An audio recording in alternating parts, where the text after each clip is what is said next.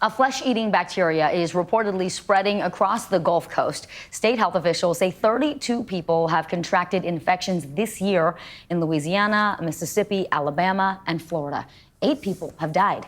The bacteria is called Vibrio vulnificus, and it spreads through saltwater and raw shellfish.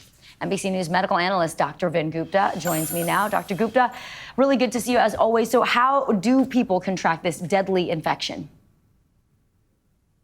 Well, Vicky, this is something that you can contract through exposure to contaminated water. And unfortunately, we're seeing with warmer waters, especially longer summers, warmer water everywhere, this is the type of bacteria that really thrives in that type of brackish warm water. It can be, in fact, you can get it through either actually swallowing water, say with an oyster, maybe that oyster has been in that water, other raw seafood that's been in that type of water. So swallowing or actually eating food with that contaminated water is one way to get infected. The other is if you have a wound, maybe just a scrape, and unfortunately that wound gets seeded with bacteria from this water. So it's either port of entry can cause infection.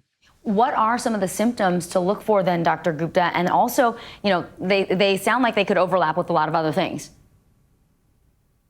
True. The most common, and I think most people don't even realize this, is that they've been exposed to this type of bacteria eating oysters, and it really causes stomach upset, gastroenteritis. Hard, to your point, to discern it from all the other millions of causes of gastroenteritis. That's one very self-limited manifestation. The other that's vastly more serious is a wound infection, which shows sort of a hallmark skin rash that can really progress to a very severe infection. And really the third here is a bloodstream infection, which is what we're trying to avoid. That can be life-threatening. That's for early detection, early treatment is really critical. Does everyone who consumes oysters or seafood or shellfish exposure to this bacteria, is everyone susceptible to the same symptoms and potentially death, or are certain people at higher risk?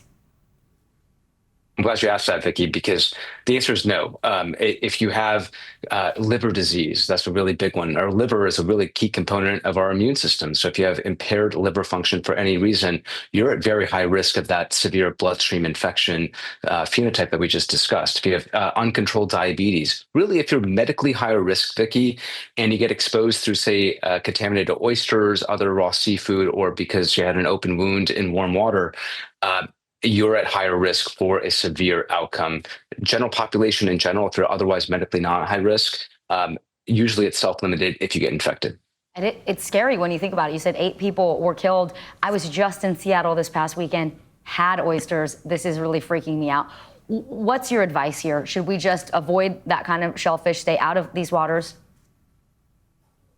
Well, I think practically speaking, I don't want to tell people not to go and have a summer swim or not to enjoy oysters. I think just be vigilant. If you've heard of an outbreak, be vigilant of what you're putting into your body.